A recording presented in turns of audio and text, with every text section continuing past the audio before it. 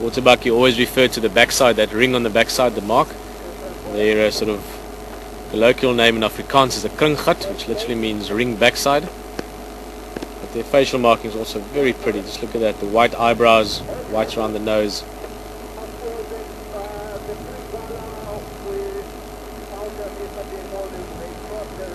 See, even though it's windy out here, a few flies bugging her as well.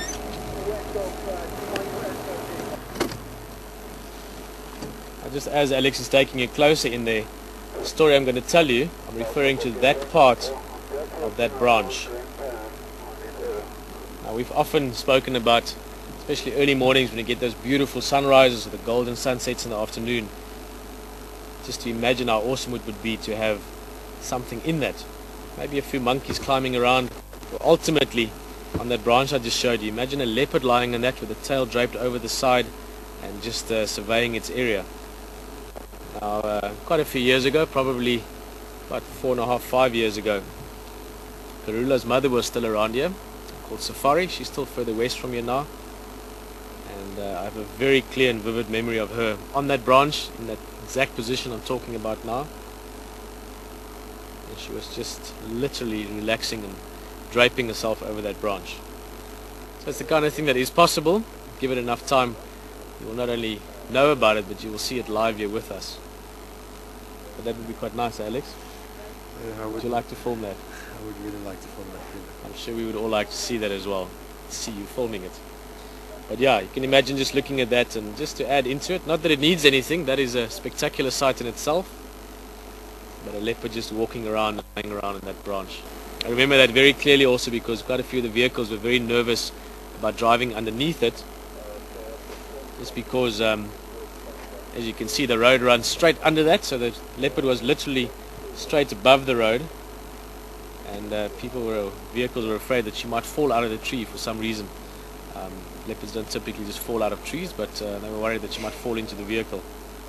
But it was an absolutely stunning sighting then, and maybe a good opportunity to tell that story, but also just a beautiful sunset busy developing here. We might have another look at it before it's dark, but I think this was a good spot to view it. Also, all those clouds further up that you can see, they still should catch some of those rays as well and light up. Welcome to Djuma.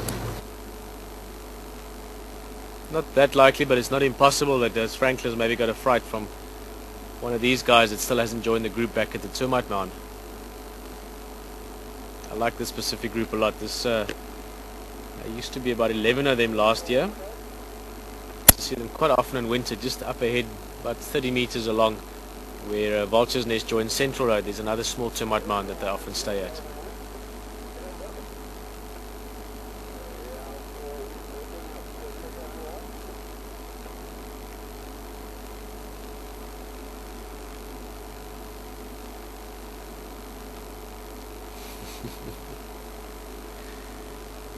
Adorable is the word that always comes to mind when you look at these little animals. Now, of course, most of them are adults, or well, the two we're looking at now are actually youngsters, the two on the right. And even as youngsters, they look quite similar to the adults. Just very, very cute animals.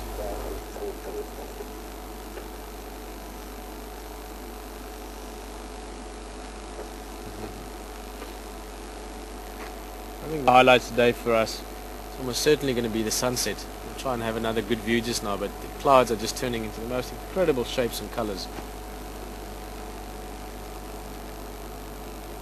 Really stunning. Look at that. Just that whole area there. Look at that line.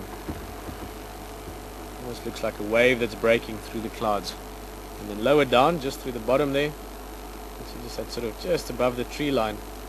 Also just incredible colors there. We'll see if we get another clear view somewhere.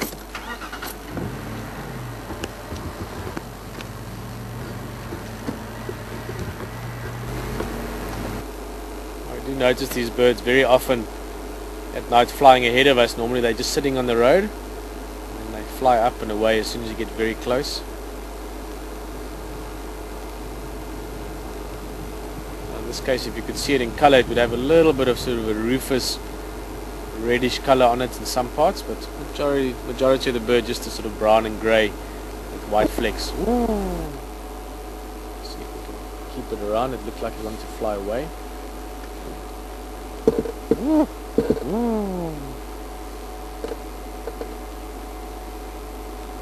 A bit rusty with that call. In Pilanesberg we used to see loads of these. We got so good at it that you could call and they would answer you back, but you have to get it just right. Getting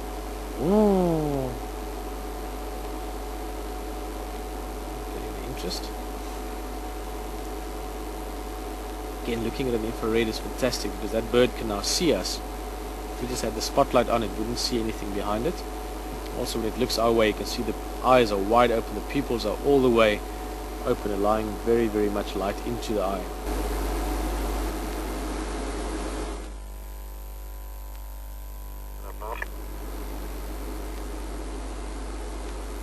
Now we're going to give it a few seconds, and if it doesn't, oh, there we go, look at that. Moving again, active, so playing dead is a behavior that actually gets adopted by a fair amount of animals. It's going to disappear behind the car again. Oh, it's moving. I think that might be what we're looking for. Right at the end of drive here. Awesome. Still a little bit far away from us. Now it's a bit dark. We're just going to sit here. As it gets closer we'll see him better because he'll come closer to us in the infrared light.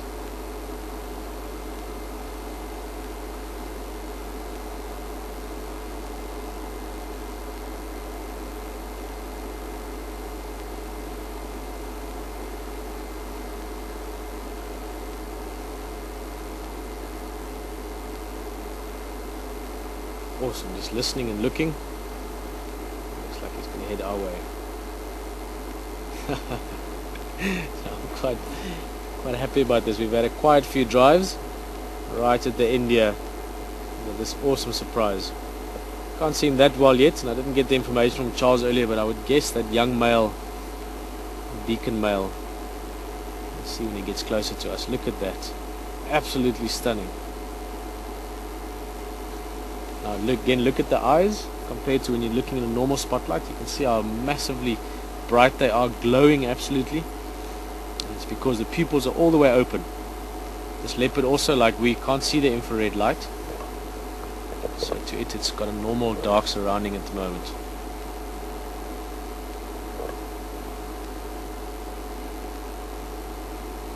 This is quite eerie actually because I can't see him at all apart from the same image that you can see. I think he's getting close to us. You see he's just swerved in the grass. You see Alex is starting to pan as well, so he's probably about 15 meters or so away now. I can hear the grass breaking now as well. Yeah, Alex also can hear him.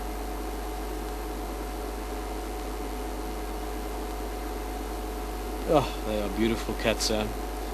Every single time you see a leopard it is something special. Looks like him, even though he's not that big a male yet. He's got that nicely developing dewlap.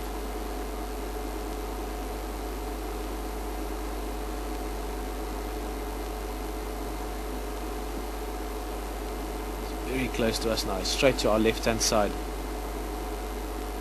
To the normal eye it just looks like perfect darkness. And just look how easily he moves through the grass and twigs there. Look, he just stepped on something.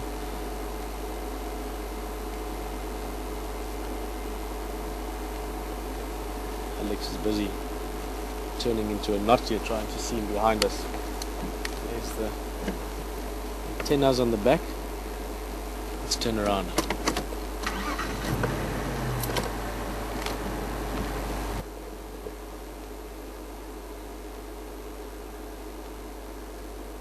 Absolutely stunning surprise. He's heading into some thicker bush there now. He's turned off this little bit of a, call it a track if you want, that we've been following him on.